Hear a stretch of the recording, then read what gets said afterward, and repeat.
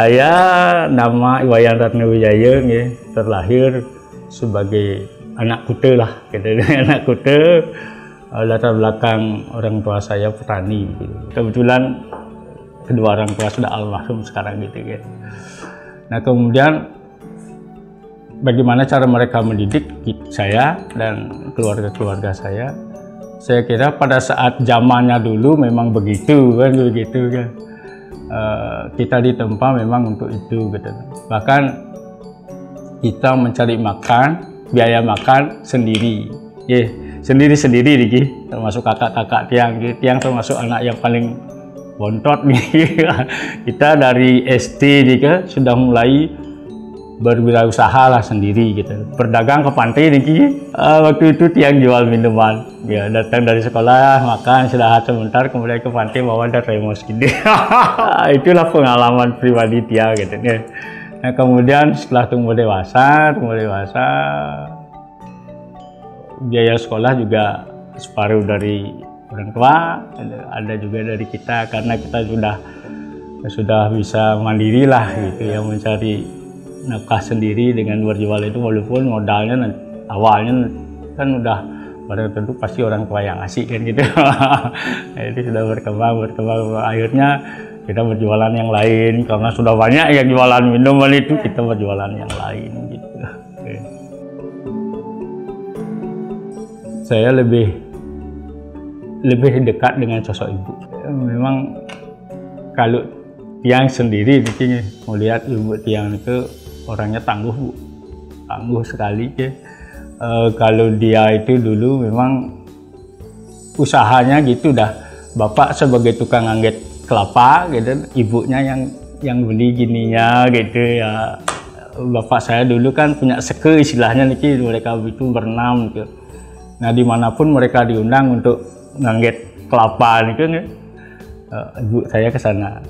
Ibu saya yang mau beli itu, kemudian ibu saya yang menjual gitu. Ketangguhan ibu itu yang saya banggakan sampai sekarang itu.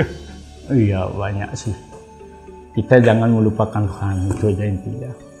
Kita harus dekat selalu dengan beliau gitu. Manusia itu kan ada batasnya ini, ya ada batasnya. Kadang-kadang kita sampai setinggi apa kita mampu memikirkan itu.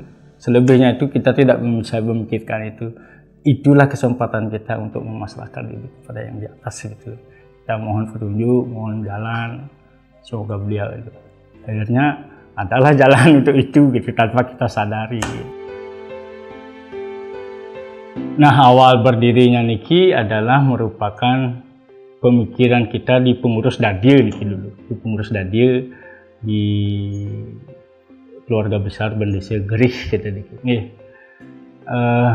Karena apa? Karena pertama kita ini berada di daerah pariwisata, gitu. Akomodasi tentang perhotelan kita sudah punya. Apa yang perlu kita buat lagi untuk menambah usaha kita di keluarga, gitu intinya dulu. Ya. Nah kemudian timbullah ide-ide dari rekan-rekan pengurus di Dadio niki. Nah untuk membuat merintis lah ya, terbentuknya sebuah koperasi. Nah kemudian setelah kita menemukan format koperasi ini kemana kita harus melangkah niki kan begitu. Nah kemudian ada senior kita niki almarhum Pak Wayan Mendi niki. Nah kemudian beliau mengarahkan kita, ayo kita ke dinas koperasi, kita mohon pertimbangan apa yang kita butuhkan nanti untuk mendirikan sebuah koperasi. Akhirnya kita ke sana audiensi ke dinas koperasi, kemudian diberikanlah petunjuk-petunjuk kalau kita mendirikan koperasi syaratnya begini-begini kan. Nah kemudian setelah syarat-syarat itu diberikan kepada kita, kemudian kita kumpul lah. Kita waktu nikah kan syaratnya minimal 20 orang anggota pendiri kan gitu. Ya kita berusaha untuk memenuhi itu, akhirnya kita dapat orang sekian, bahkan melebihi dari itu. Kita di pendiri aja kita 55 orang. 55 orang, berarti kan sudah melebihi daripada syarat yang ditentukan itu. Nah kemudian setelah itu kita diberikan pembekalan dari Dinas Koperasi. Nah kemudian setelah kita sudah dianggap mantap gitu, barulah kita diberikan izin niki. Artinya istilahnya kan sebelum kita mempunyai badan hukum niki kan prakoperasi lah istilahnya niki. Sekian berapa bulan itu 3 bulan kalau nggak salah itu. Ini kita maksimalkan, kita bekerja, kita mengangkat karyawan ya, walaupun tidak banyak pada saat itu gitu. Kita mengangkat 3 tenaga PDL waktu itu. Nah selebihnya itu pengurus selaku pengelolanya nanti gitu. Setelah mengajukan badan hukum kan ada syarat-syaratnya juga. Itu juga atas dari dari Dinas Koperasi yang memberikan alurnya begini-begini gitu. Karena kita sudah mantap nih pada diri kita ya, akhirnya kita jalani aja ya alur itu ya, akhirnya kita ketemu juga gitu. Nah kemudian tanggal 11 Juli ya tahun 2018 kayaknya, nah itu keluarlah badan hukum. Nah kemudian tanggal itulah yang kita tetapkan sebagai hari lahirnya kita di KSP Mandara Sedana Kutu. Kalau berjalannya koperasi kita nih dari awal memang cukup bagus lah. Di tahun 2019 awal kan sudah masih bagus-bagusnya ekonomi kita nih. Nah kemudian memasuki tahun 2020 perekonomian masyarakat sudah mulai gini gitu. Kita juga merasakan itu gitu nih.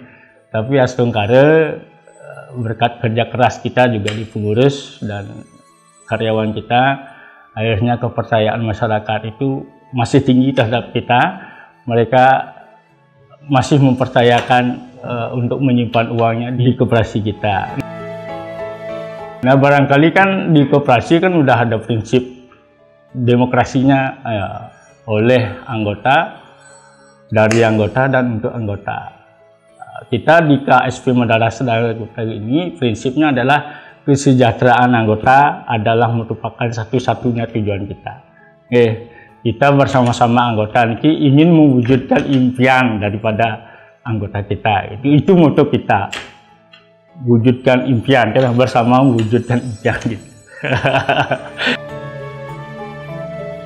Dalam pembenahan untuk meningkatkan keberadaan koperasi kita, itu banyak hal yang perlu kita benahi kan begitu. Nah di satu pihak pertama yang perlu kita benahi kan masalah administrasinya ini harus diperketat dulu kan, penerimaan anggotanya kan. Selanjutnya itu perlu kita adanya dipilihlah anggota-anggota kita ya. Nah kemudian ada syarat dan ketentuan juga yang harus dipenuhi oleh calon anggota kalau mereka mau masuk sebagai anggota kan begitu. Nah batang tentu di koperasi niki yang kita sebagai kunci niki adalah pelayanan kita terhadap anggota khususnya. Walaupun dia itu tidak anggota, tetapi mereka juga sebagai nasabah kita. Kalau di kita di awal berdirinya kita nih, saya lupa juga sampaikan tadi. Di awal berdirinya kita nih, kita sudah komit nih, untuk menggunakan IT lah, boleh dikatakan demikian. Nah boleh dikatakan demikian sampai saat sekarang nih, semua operasional kita sudah menggunakan digitalisasi. Atas pendidikan tiang SMA aja nih, namun karena dipercaya oleh teman-teman sebagai ketua, ya saya siap lah untuk menjalani itu gitu. Karena saya percaya teman-teman kita di pengurus ini mempunyai basic dan kemampuan yang sangat bagus lah. Saya berharap untuk tidak menomorduakan koperasi bisa menjadi milik anggota. Tentunya koperasi ini kami berharap ke depan bisa lebih menjadi tempat untuk mendapatkan modal dari anggota untuk mengembangkan usaha mereka, dan tentunya otomatis dari situ akan meningkatkan kesejahteraan mereka. Ketika anggota kami sejahtera, otomatis koperasi ini juga akan sejahtera. Untuk anak-anak muda, jangan segan untuk berkoperasi, karena koperasi inilah satu-satunya badan usaha yang memungkinkan dimiliki oleh banyak orang, dan hasilnya itu bisa dibagi secara bersama, dan modal pun kita kumpulkan secara bersama. Mari, ayo berkoperasi, jangan takut berkoperasi. Anak muda, usaha apapun bisa melalui koperasi.